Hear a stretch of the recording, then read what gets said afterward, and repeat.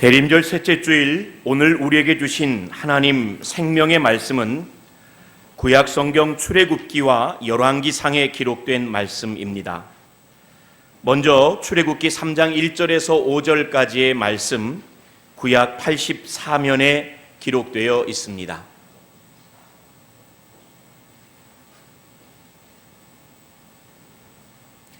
우리 이 말씀 한 절씩 나누어 교독하겠습니다. 모세가 그의 장인 미디안 제사장 이드로의 양떼를 치더니 그 떼를 광야 서쪽으로 인도하여 하나님의 산 호렙에 이르매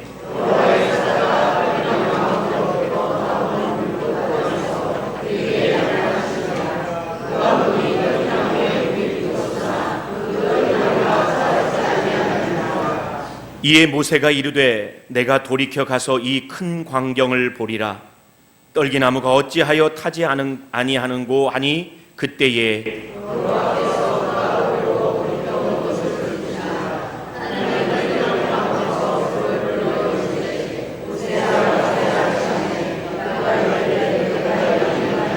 함께 있습니다. 하나님이 이르시되 이리로 가까이 오지 말라. 네가 선 곳은 거룩한 땅이니 내 발에서 신을 벗으라. 아멘. 이어 열왕기상 19장 4절에서 9절의 말씀입니다. 4절에서 9절까지의 말씀 구약 550면에 기록되어 있습니다. 마찬가지로 저와 한 절씩 나누어 교독합니다. 자기 자신은 광야로 들어가 하룻길쯤 가서 한 로뎀나무 아래에 앉아서 자기가 죽기를 원하여 이르되 여호와여 넉넉하오니 지금 내 생명을 거두시옵소서. 나는 내 조상들보다 낫지 못하니이다 하고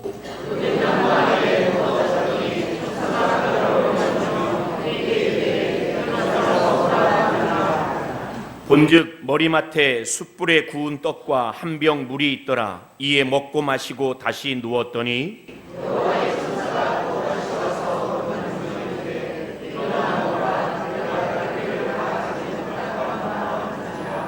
이에 일어나 먹고 마시고 그 음식물의 힘을 의지하여 40주 40야를 가서 하나님의 산 호렙에 이르니라. 엘리야가 그곳 굴에 들어가 거기서 머물더니 여호와의 말씀이 그에게 임하여 이르시되 엘리야야 네가 어찌하여 여기 있느냐. 아멘. 대림절 셋째 주일 저는 오늘 나 홀로 하나님 앞에 라는 제목으로 하나님 말씀 전하려고 합니다. 눈치채신 분들도 계시지 않을까 싶습니다. 오늘 설교 제목은 지금 스크린으로 보게 되실 영화의 제목을 패러디 했습니다. 한번 보실까요? 아이고 옆으로 확 퍼졌네. 성탄 시즌, 크리스마스 시즌만 되면 꼭 우리가 보게 되는 영화입니다. 아마 이번 성탄에도 어느 방송사일지 모르겠지만 이 영화를 방영해 주지 않을까 싶습니다. 홈 얼론. 이게 아래가 좀 잘렸는데 우리 제목으로 나 홀로 집에라는 제목으로 영화가 상영되었습니다. 보신 분들이 많겠지만 이 영화는 가족여행 갈 때 크리스마스 시즌에 실수로 혼자 남겨진 아까 그 꼬마 맥컬리 컬킨 그 꼬마 친구가 어리숙한 두 도둑이 그 가정에 도둑질하러 왔다가 그 꼬마 녀석과 두 도둑의 알콩달콩한 알콜달콩이라고 말해야 옳을지 모르겠지만 재미있는 에피소드를 그려낸 영화입니다. 그래서 나 홀로 집에라는 영화는 실수로 혼자 남겨진 아이의 신나는 모험담을 그리고 있는 영화이지만 그러나 생각해 보면 사실 사람이 홀로 있다는 것은 그리 유쾌한 일이 아닙니다. 유쾌한 일이 아닐 뿐만 아니라 가장 괴로운 일이 되기도 합니다. 우리 성도님들 아시다시피 수감자들이 제일 두려워하는 특별 형벌이 독방에 수감되는 것 아니겠습니까? 글쎄요, 영화 얘기를 시작했으니까 영화로 얘기하자면 우리 박찬욱 감독이 그린 올드보이란 영화 보면은 그 최민식이라는 영화 배우가 그 영화의 등장 인물 이름은 뭔지 모르겠는데 그 혼자서 독방에 오랜 세월 갇혀 있는 모습으로 영화가 시작되지 않습니까? 영화 좋아하시는 분은 제가 이 영화도 한편 소개시켜 드리려고 합니다. 한번 스크린을 보시면 톰 행크스라는 아주 유명한 배우이죠. 캐스트 어웨이라는 영화, 한 3시간여 되는 영화인데 꼭 한번 보셨으면 좋겠어요. 혼자서 무인도에 갇혀서 있게 되었던 이야기가 영화의 전반부 중반부를 가득 메우는데, 사람이 혼자 된다는 것이 결코 유쾌한 일이 아니라 참으로 피하고 싶은 가장 힘들고 어려운 괴로운 일이라는 것을 우리가 알게 됩니다. 오늘 우리가 출애굽기와 열왕기상을 통해서 구약의 위대한 두 인물을 만났습니다. 여러분 잘 알고 계시는 모세라는 인물, 엘리야라는 인물입니다. 그리고 방금 읽었던 본문의 전후 맥락을 보면 이 위대한 두 인물 모세와 엘리야도 괴로움 속에서 홀로 있었던 처지였던 것을 우리가 말씀을 통해 봅니다. 모세와 엘리야는 그저 그런 인물이 아닙니다. 우리 성도님들 잘 아시다시피 예수님께서 변화산상에서 기도하실 때에 베드로가 목도했던 구약의 가장 대표적인 인물이 바로 모세와 엘리야였습니다. 베드로는 예수님께 모세와 엘리야와 예수님을 위해서 집을 지을 것을 권할 정도였습니다. 한번 성경을 보실까요? 마태복음 17장 4절의 말씀을 제가 읽어드립니다. 베드로가 예수께 여쭈어 이르되 주여 우리가 여기 있는 것이 좋사오니 만일 주께서 원하시면 내가 여기서 초막셋을 쥐때 하나는 주님을 위하여, 하나는 모세를 위하여, 하나는 엘리야를 위하여 하리이다. 이처럼 모세와 엘리야는 신구약 성경 전체를 통틀어 가장 위대한 두 인물로 꼽을 만한 사람이었습니다. 그런데 오늘 본문을 자세히 살펴보면 단순히 모세와 엘리야라는 사람이 홀로이 있었다라는 것 외에도 많은 공통점을 발견할 수가 있습니다. 먼저는 오늘 본문의 배경이 되는 그곳이 바로 호렙산입니다. 모세는 호렙산에서 가시떨기에 불꽃으로 찾아오신 하나님을 만났고, 엘리야는 로뎀나무 아래에 있다가 하나님의 천사가 그를 이끌어 호렙산 동굴에서 하나님을 만납니다. 모세와 엘리야 홀로 있었던 그들이 있었던 바로 그곳은 하나님의 산 호렙, 하나님의 산 호렙이었습니다. 또 하나의 공통점은 그들이 거하였던 곳이 나무 근처였습니다. 모세는 떨기나무 근처에 거하고 있었고, 엘리야는 로뎀나무 아래에서 죽기를 원하여 있었습니다. 그런데 이처럼 하나님의 산 호렙, 떨기나무와 로뎀나무라는 나무 아래라는 장소, 공간만이 공통점을 가지고 있는 것이 아니라 그곳에 처하여 있었던 모세와 엘리야의 인생 국면, 그 상황도 매우 흡사했습니다. 그들은 실패자였습니다. 그리고 그들은 실패하여서 도망한 도망자였습니다. 도망한 이유는 모든 사람들의 기억과 시선에서 사라지기를 원하여 숨어 있고자 하였으니 그들은 은둔자였습니다. 모세는 40여 년 전에 애굽 왕자로서 왕권을 상징하는 애굽의 호를 손에 쥐고 있을 때 자신의 동족이 고통당하는 모습을 보며 의분을 여기고 애굽 병사를 쳐 죽이다가 그 일로 인하여 오히려 동족들로부터 위협을 당하여 도망쳤습니다. 그의 의분은 실패하였고 그는 동족들에 의하여 도망쳤으며 미디안 광야에서 40년 동안 숨어 은둔자로 지내고 있었습니다. 엘리야도 마찬가지입니다. 바로 직전에는 갈멜산에서 바알과 아세라를 섬기는 850의 선지자들과 제단에 불을 내려달라는 영적 전투에서 그는 승리합니다.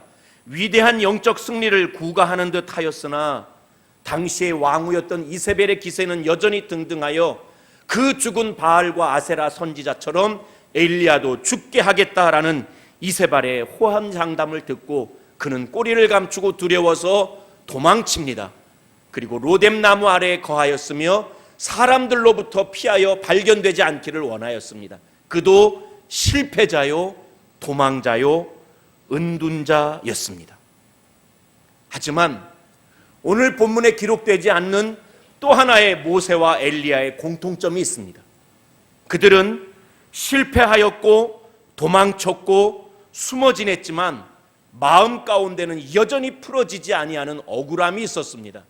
그리고 그 억울함 때문에 오기로 똘똘 뭉쳐 있었습니다. 하나님께서 가시떨기 불꽃 가운데 모세를 부르시나 모세는 하나님이 그에게 맡겨주신 소명을 연거푸 거절합니다. 성경에 기록되어 있지 않지만 아마 모세의 심정은 이와 같지 않을까요? 하나님 저를 부르시고 택하시고 사용하려면 진작에 하셨어야죠. 예전에 40년 전에 세상 권세 손에 쥐고 있을 때 뭔가 가능성이 있을 때 하나님 역사를 하셔야죠. 지금 미디안 광야에서 아무도 찾아주지 않는 노구의 미디안 목자가 되어 손에 막대기를 쥐고 있는데 이런 나를 통해서 무슨 일을 하시겠다고요? 하나님 잘못 찾아왔습니다. 그는 마음 가운데 억울함이 여전했고 부르시는 하나님 앞에 오기로 똘똘 뭉쳐 하나님의 소명을 3번씩이나 거절합니다. 엘리야도 역시 마찬가지였습니다. 로뎀 나무 아래에서 죽겠다 하고 하나님이 그를 불쌍히 여겨 그를 먹이시고 입히시고 이끌어 40주야를 통하여서 하나님의 산 호렙에 이르렀을 때 그가 입을 열어 처음 하나님께 한 얘기는 하나님 나만 남았습니다. 하나님 이게 뭡니까? 이 패역한 시대에 하나님 섬긴다는 사람은 나만 남았습니다. 이런 나조차도 오늘 지금 여기에 있습니다. 그도 억울하였고 억울함으로 인해 오기로 똘똘 뭉쳐 있었고 그래서 하나님 앞에 결코 선한 모습으로 서 있지 않았습니다. 오늘 구약의 가장 위대한 사람 모세와 엘리야는 그들의 인생 중반에 하나님의 산 호렙에서 떨기나무 아래, 로뎀 나무 아래 그리고 동굴로 가서 하나님 앞에서 실패자의 모습으로 도망자의 모습으로 은둔자의 모습으로 있으면서도 여전히 풀리지 않는 억울함으로 오기로 똘똘 뭉쳐 하나님 앞에 드센 모습으로 서 있는 그 두 인물이었습니다. 그런데 놀랍게도 바로 그 두 인물이 예수님 변화산에 있었던 그 모세와 그 엘리야 구약의 가장 위대한 두 인물이었습니다. 왜였을까요? 하나님은 결코 실수하지 않으시는 하나님이십니다. 하나님은 결코 후회하지 않는 하나님이십니다.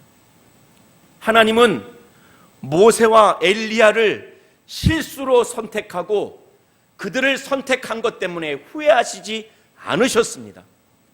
하나님은 여전히 모세와 엘리야를 택하신 것을 후회하지도 않으셨고 그 일로 모세와 엘리야를 버리지도 않으셨습니다. 실수하지 않는 하나님께서는 모세와 엘리야를 사실 하나님의 산 호렙으로 이끌어내셨고 떨기나무로 호렙산 동굴로 인도하셨으며 실패자요 도망자요 은둔자요 마음의 상처를 고스란히 안고 있는 그들 가운데 홀로이 남겨진 모세와 홀로이 버려진 엘리야를 주님 찾아가셨고 그들을 나무란이나 책망하지 아니하시고 그들을 어루만지시고 달래주셨으며 그들 가운데 새로운 하나님의 소명을 허락하여 주셨습니다. 놀라운 것은 바로 하나님의 산 호렙에서 그 떨기나무 불꽃 가운데 나타나신 하나님이 모세를 위로하시고 어루만지시며 마침내 그에게 출애굽의 위대한 소명을 다시 허락하여 주셨습니다. 죽겠다고 말하고 있는 엘리야에게 호렙산 동굴에서 세미한 음성으로 말씀하시되 음성은 세미하였으나 엘리야의 시대에서 엘리사의 시대로 그리고 이스라엘과 아람의 왕을 바꾸라고 시대의 변혁의 위대한 소명을 다시 엘리야에게 허락하여 주셨습니다. 출애굽의 위대한 소명을, 시대 변혁의 위대한 소명을 홀로 있는 모세에게, 홀로 있는 엘리야에게 다시 보여주시고 허락하여 주셨습니다.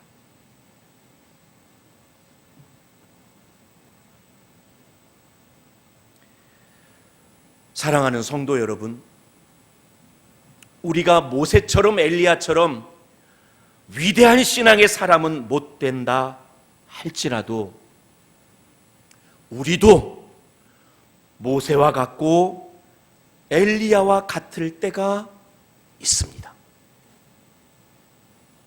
모세가 실패하고 엘리야가 실패했던 것처럼 우리도 의로운 생각이 있고 때로는 큰 승리를 맛본 듯 하나 우리 인생 가운데도 실패는 피해가지 않고 찾아와서 뜻하지 않았던 어려움 가운데 실패를 경험하기도 합니다. 실패를 경험한 대부분의 사람들이 그렇듯이 세상의 시선을 피하여 세상의 관심을 뒤로 한 채 도망하여 은둔자처럼 조용히 홀로 지내고 싶다고 생각할 때가 많이 있습니다. 그래서 때로는 사람들과의 모든 관계도 끊어버린 채 혼자 그렇게 살아있는지 죽어있는지 알지도 못한 채 살아갈 때가 우리도 과연 있었습니다. 아니, 우리가 실패를 경험하지 않고 그래서 누구에게서 도망치지 않았다 할지라도 지금 많은 사람들과 함께 더불어 살아가고 있다 할지라도 인생 살다 보면 어느 순간엔가는 인생은 결국은 혼자 사는 거구나, 혼자 왔다가 혼자 가는 것이로구나, 그렇게 외로움을 느낄 때가 많이 있습니다. 또한 마음속으로 나는 정말 열심히 살아왔는데, 나는 정말 잘 살아왔는데 내가 열심히 살고 잘 살아왔던 그 결과치고는 내 인생에서 거둔 것이 참으로 적구나, 손에 쥔 모래처럼 다 사라져버리고 마는구나 하고 허탈하고 허망할 때가 있습니다. 그러다 보면 환경을 탓하고 시대를 탓하고 부모를 탓하고 타인을 탓하며 시대와 환경과 타인을 원망의 대상으로 삼고 은근히 내 마음 가운데도 억울함이 생기며 오기로 마음이 그냥 꼬여 있을 때가 많이 있습니다. 그러다 보면 내가 옛날에는 안 그랬는데 왜 이렇게 내가 선한 모습을 잃어버렸지? 나 예전에는 참 착하고 바르게 잘 살았던 것 같은데 요즘은 왜 이렇게 착한 모습 다 잃어버리고 짜증만 나지? 옛날에는 열심히 살고자 하는 소명이 뜨거웠는데 왜 살아야 하는지 의욕도 잃어버린 채 그렇게 세월을 흘려보낼 때가 참 많이 있습니다. 우리도 호렙산의 모세처럼 동굴에 있는 엘리야처럼 실패자요, 도망자요, 은둔자요, 억울함으로 마음 상처로 똘똘 뭉쳐있는 그러한 모습일 때가 참 많습니다. 그런데 놀라운 것은 역시 하나님은 실수하지 않으십니다. 그렇다고 해서 모세를 버리고 그렇다고 해서 엘리야를 포기하지 않으셨던 하나님께서 그렇다고 해서 우리를 버리거나 그렇다고 해서 우리를 포기하지 않으십니다. 여전히 하나님 우리를 붙드시고 우리와 이야기 나누기를 원하실 것 같아요. 이렇게 살아가는 저와 여러분에게 하나님이 가장 원하시고 바라고 계시는 것은 무엇일까요? 모세가 떨기나무 아래에 있었듯이 엘리야가 로뎀나무 아래에 있었듯이 그리고 모세가 그 떨기나무 아래에서 하나님과 독대하였듯이 엘리야가 로뎀나무 아래에 있다가 동굴에 가서 하나님과 독대하였듯이 하나님 지금 우리에게 원하시는 건 우리가 십자가 나무 그늘 아래에 있기를 원하실 줄로 압니다. 우리가 십자가 나무 그늘 아래에서 하나님과 홀로이 거하시기를 하나님 원하실지도 모르겠습니다. 그리고 우리가 그 십자가 나무 그늘 아래에서 하나님과 홀로이 거하실 때에 모세에게 출애굽의 소명을 주시고 엘리야에게 시대 변혁의 소명을 주셨던 하나님께서 저와 여러분에게 남은 여생을 통하여 하나님이 원하시는 그 거룩한 소명으로 우리를 다시 회복시켜 주시고 우리의 가슴을 다시 뜨겁게 하여 주실 줄로 믿습니다.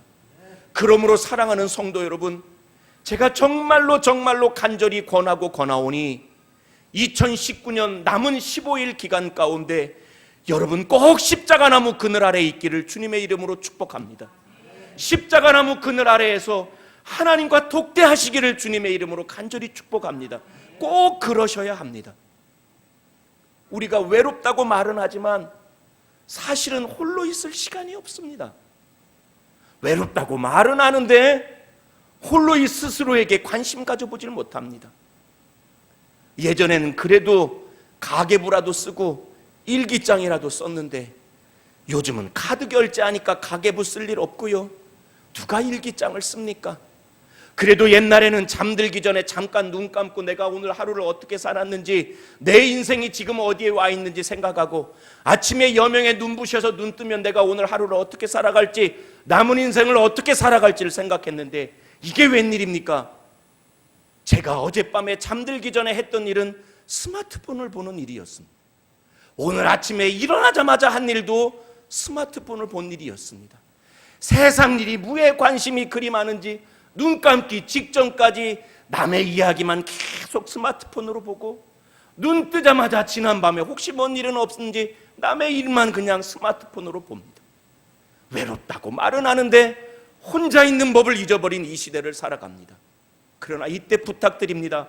2019년 남은 보름 기간 동안에는 사랑하는 성도님들, 분주함을 잠시 내려놓고 모든 인간관계도 잠시 내려놓고 모세가 떨기나무 아래 있었듯이 엘리야가 로뎀나무 아래 있었듯이 저와 여러분 십자가 나무 그늘 아래 있기를 주님의 이름으로 부탁드립니다.